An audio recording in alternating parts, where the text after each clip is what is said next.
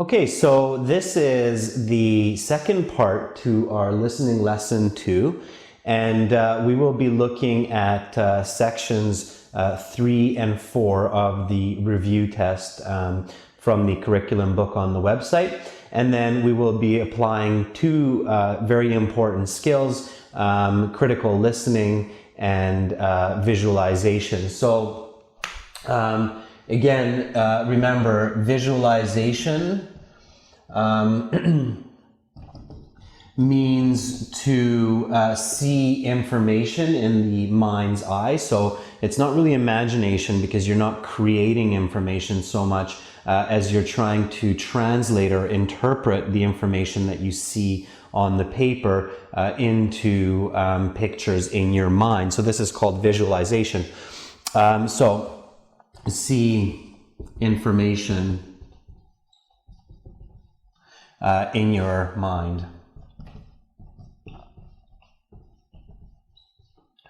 All right, and then the second skill that we're going to be looking at is very importantly critical listening.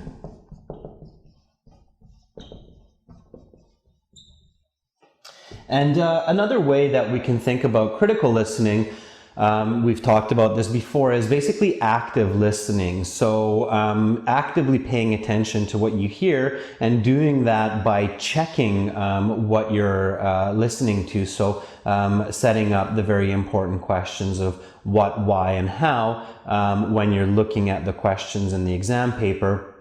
And then based on your predictions of those answers, trying to figure out how the dialogue or how the conversations lectures will go. So critical listening, also we can say active listening.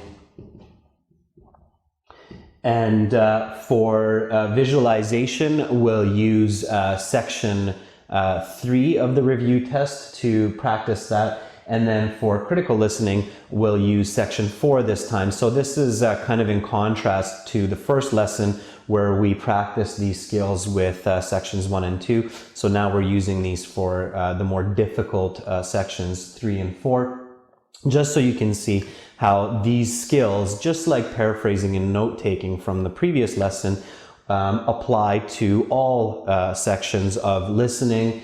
And you should practice all of these skills for each section at home when you're doing the exam. Okay, so let's look at visualization in more detail, and let's practice that a little bit with section 3.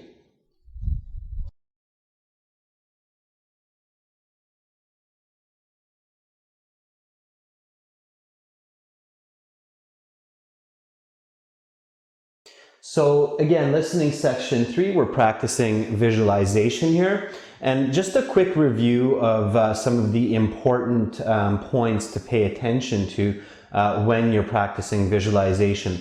So of course, in the IELTS exam, you have about 20 seconds to review the questions of each section before the audio starts.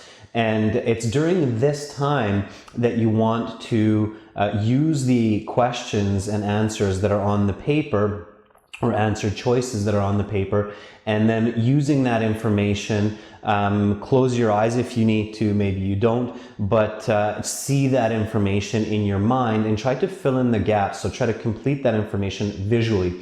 Again, remember, we humans are truly visual beings, so that means that we use our eyes as our primary sense, and it's a very powerful computing system for us. So you need to take advantage of this when you're processing information, especially like the IELTS exam. So close your eyes if you have to. If you don't, keep them open. Use the questions and information in the preview time to visualize. So again, visualization is a skill that you need to practice at home, but definitely also do it during the exam, not just in the listening, other sections as well, as we've discussed, but here we're focusing specifically on this piece right now. So Make sure you see lots of detail.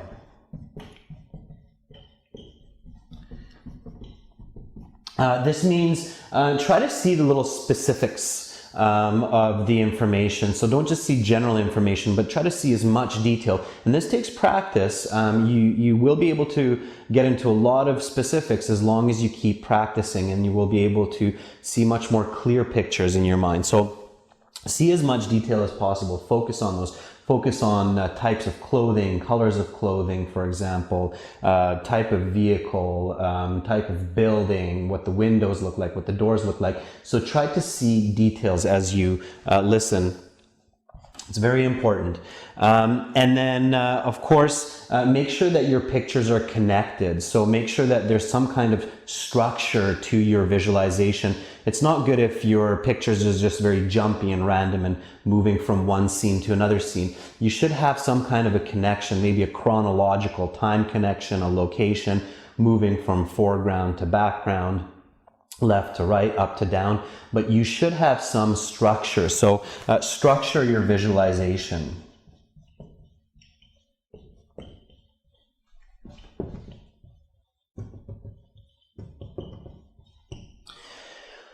Okay, and then of course, when you're all done, make sure to check the information and see how accurately you saw what the information was. And if you saw something different than the given information or the correct information, then you should of course check again why. Why did you see something different? What did you misunderstand? What word was misunderstood that led to that incorrect picture? So again, a very powerful tool. Make sure to practice this. Let's have a look at the questions of section 3, and then close your eyes, try to visualize what section 3 is about, and create that clear picture, and then let's discuss that. So that's our next step.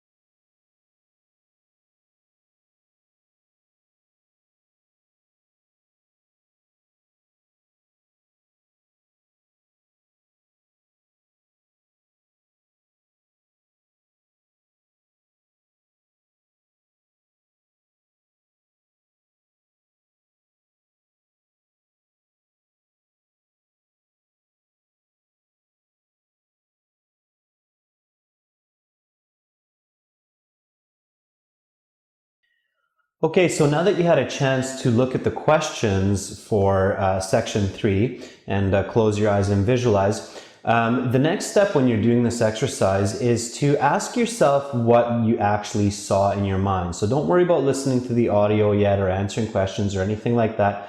Simply just take a blank piece of paper and in point form, write down some of the things that you saw in your mind when you read these questions. So when I read these questions from 21 to 30, of course, one immediate point that became very clear is that this is a group project.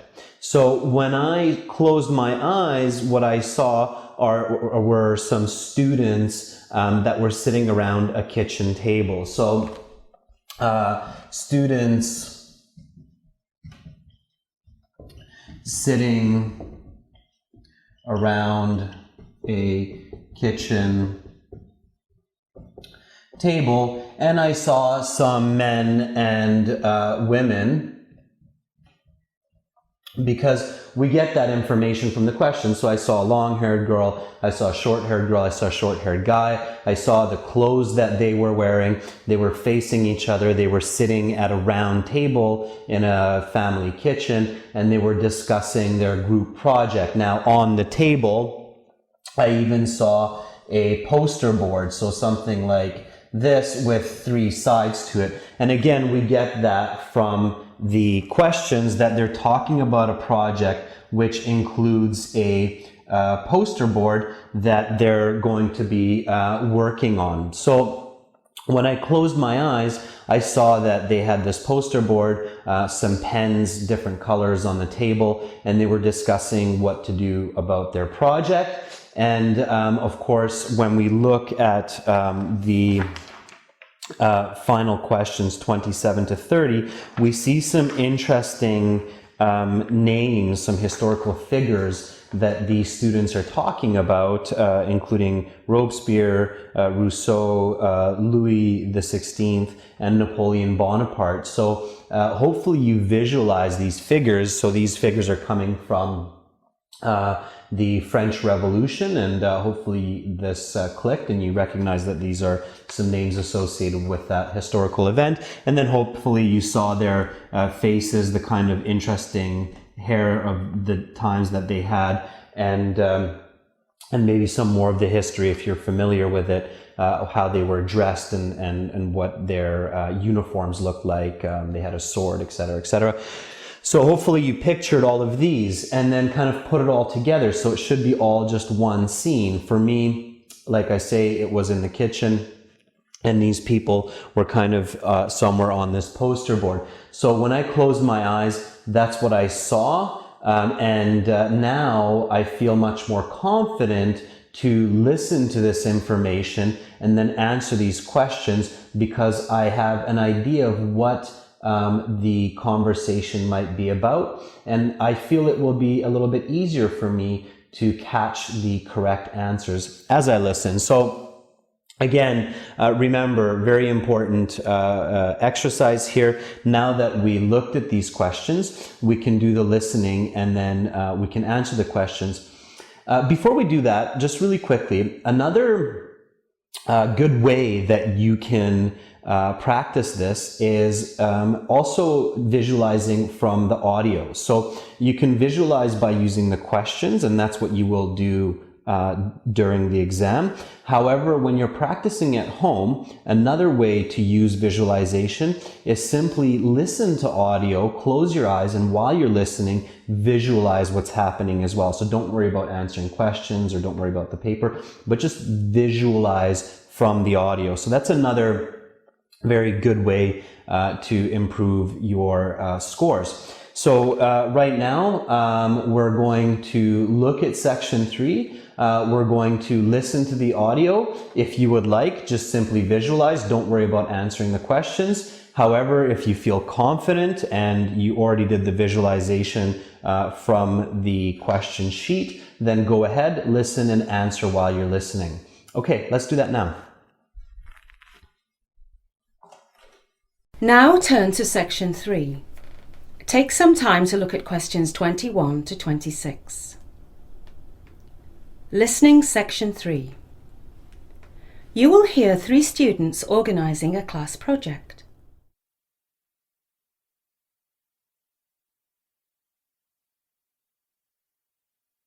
Now listen carefully and answer questions 21 to 26. I just got an email from the professor saying the due date for our European History group project has been pushed back to Monday. Great! That means we'll have the weekend to work on it. I suppose that's good news, but I don't really want to do any homework on my weekend.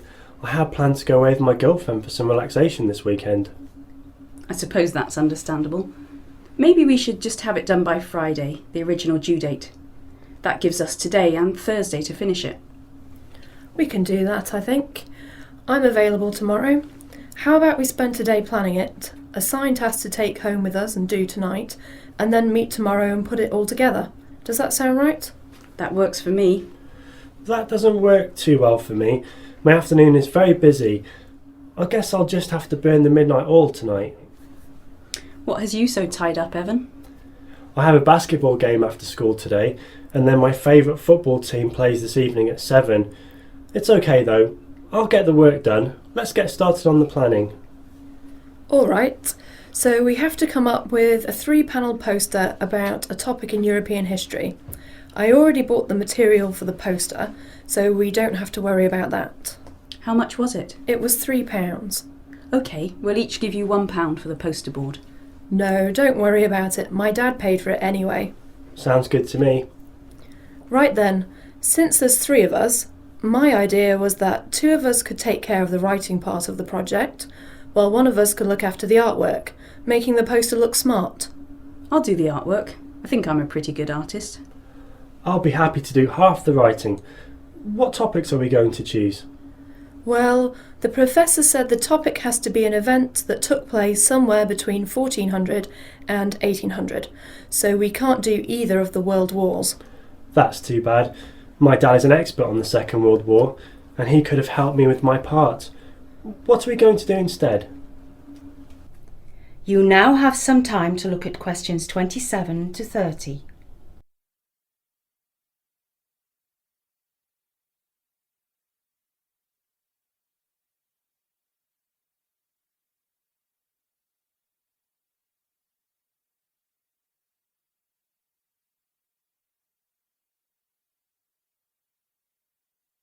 Now listen to the rest of the discussion and answer questions 27 to 30. I was reading my textbook the other day and I read some really interesting information on the French Revolution. That's a really good idea. I know. How about instead of doing a summary of the French Revolution, we write about some of the people involved instead? Oh, I like that idea. So who are some of the important people? Well, there's the King, Louis XVI. Robespierre was important, I think. Yes, he was. And of course, Napoleon Bonaparte. We should have 4 people, so you can each write about 2 people. How about Marie Antoinette? OK, so we have 4 historical figures. Each of you are going to write about 2. Now we have to decide how much we're going to write. Remember, we have to fill up a 3-board poster. That's a good point about the 3-board poster. Maybe we should do a 5th person, then we can have 2 figures on each side with 1 in the middle. Good idea. We can make the middle one really important. We'll make that one Napoleon. As for 5th person, how about Voltaire? Good. So how about I do the important one on Napoleon and a smaller one on Robespierre? OK, and I'll do the other 3. How long should each topic be? I'd say 200 words each for the small ones and 450 for the big one on Napoleon. I think that sounds about right. What do you think about meeting up later on? That is the end of section 3. You will now have half a minute to check your answers. Now that we're done with visualizing for section 3, and we've answered those questions, let's look at the 4th and final skill for this second lesson of listening section of IELTS, which is going to be critical listening. And for this critical listening, we're going to use section 4 of this listening test, which is often the most difficult section of the listening in the IELTS exam. So it takes extra attention and a lot of extra practice to be able to score well in this part. Make sure you're doing this at home. So again, please remember that critical thinking or critical listening is basically active and structured listening, and it's a process of asking those 3 key questions of what, why, and how. So remember, just ask yourself, what is this topic? Why is it important?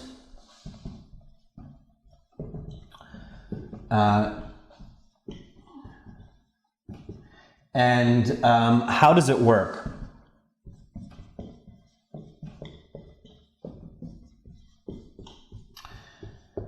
So this is a very effective way to prepare your brain for the information and also to use the information that's already in your mind from past experience, from what you've learned in school, what you've seen on television, read in books, heard from your friends or your family. So gathering all of that information in your mind will really help you a lot to increase your score in this part of the listening. And of course, by answering these questions, you're also going to be able to predict what you're going to hear. So when you get to this part of the test, have a look at the questions, have a look at the information that's in the test paper, and immediately ask these questions in your mind, and then give nice, complete, detailed answers again in your mind before the audio starts, so that when the audio starts, you will have a prediction, assumption, an inference of what you're actually going to listen to, and your brain will be much more receptive. It will accept the information and will be open to it, as well as use existing information. So again, critical listening is extremely important to practice to get those good scores. So let's have a look now at the questions of section 4. Let's look at the topic, and then let's ask these 3 important key critical listening questions, give some answers, and then go from there.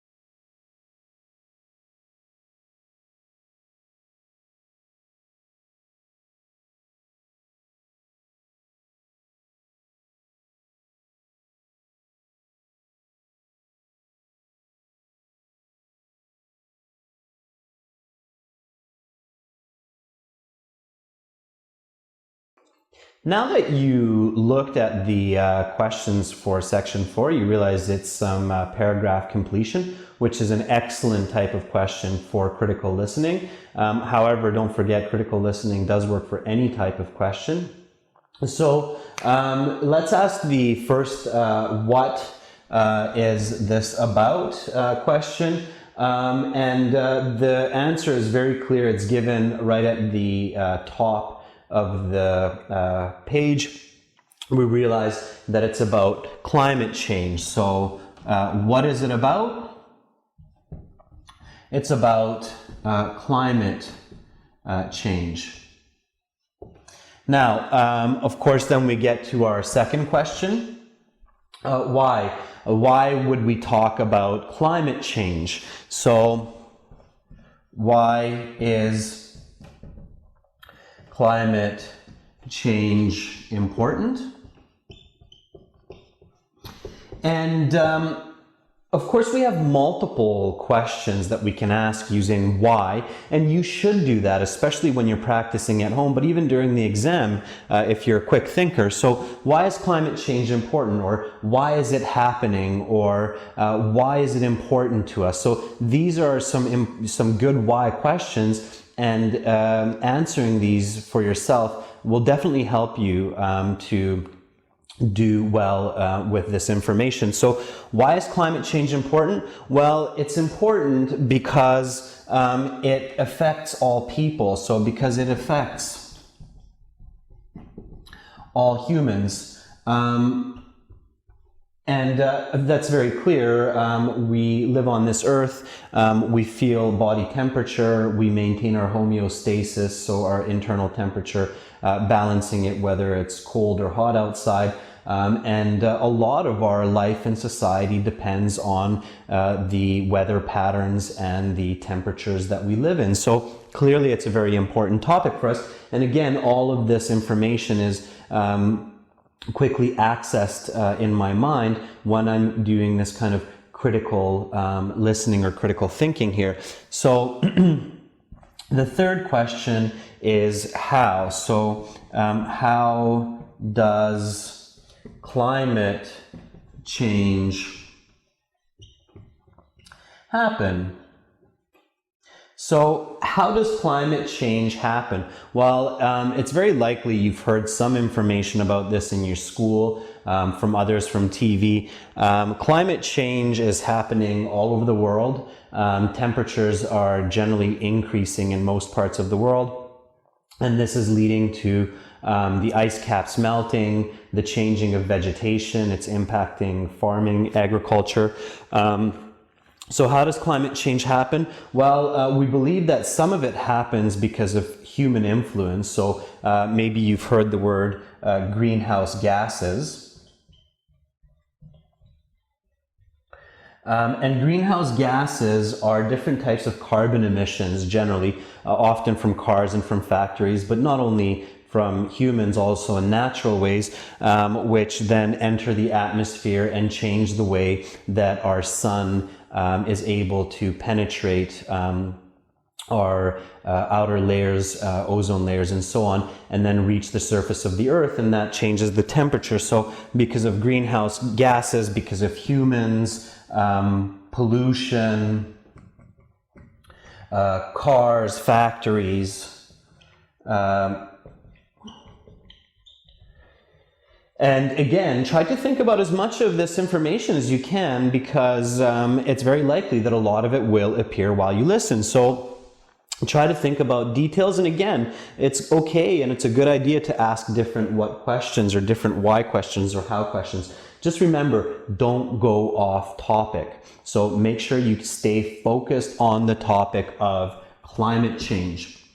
If you go off topic, your mind will wander, and now you're going to confuse yourself, and it's going to be worse than before. So don't go off topic, stay to the topic of climate change.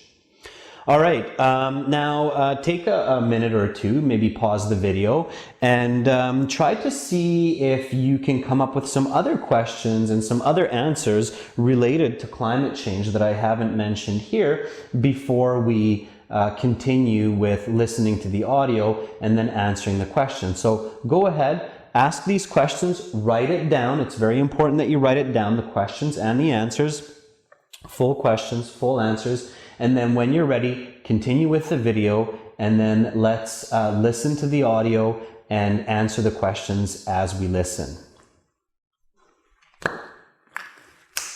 Now turn to section 4. Take some time to look at questions 31 to 40. Listening section 4. You will hear a professor discussing climate change.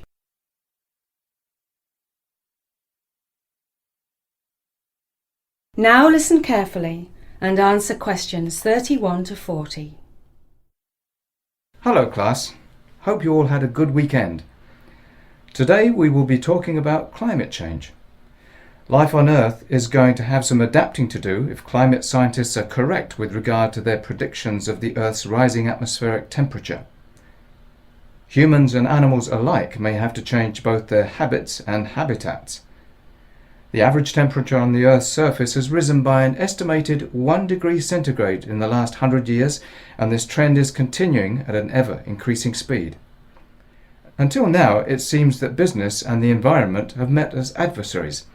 But with the growing profitability of green products, perhaps business can play a positive role in the fight to save the environment.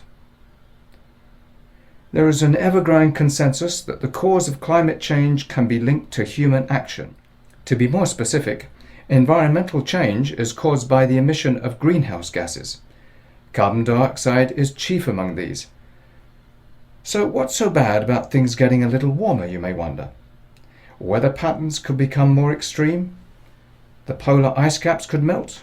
Sea levels could rise, and incidences of famine due to drought could also increase. On the other hand, places such as northern Canada will likely become more productive for farming and mineral and crude oil extraction. What isn't positive about the permafrost melting is that the ice is a carbon sink, and when it melts, it releases even more carbon into the atmosphere. It's clear that humans will have to change their relationship with the Earth and its resources, but the debate remains over who should be leading that change. Advocates of personal responsibility claim that small personal measures, such as changing light bulbs or riding a bike, can make a significant difference, On the other hand, governments from developing countries are calling for economic reparations to be paid by developed nations because, after all, it is the rich who cause most of the environmental damage and made money from it. The other major group that has profited from our increasing environmental degradation are corporations. Business has always been about production and consumption. The invisible hand of supply and demand has long run our economic system, and now there is an ever-growing demand for conservation. The question is, when will consumer demand be commensurate with green technological advances that allow for environmentally friendly products to actually be more profitable than those that pollute?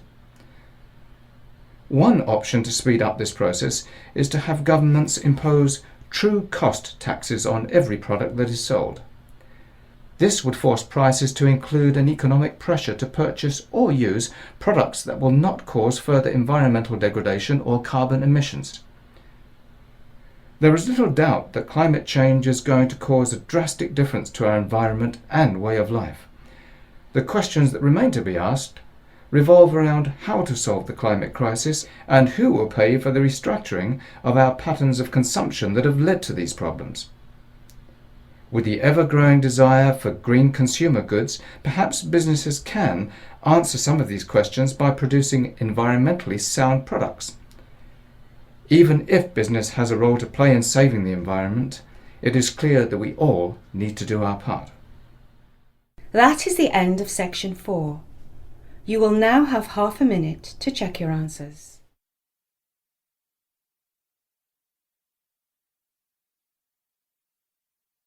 All right, now that we've had a chance to practice visualization with section 3 and critical listening with section 4, let's have a look at the answers. See how many answers you got correct in these two sections, and then check the answers that you got incorrect and try to figure out why you got it incorrect. This is very, very important to do this kind of feedback so that you can improve your scores, especially for these more difficult third and fourth sections of the IELTS exam.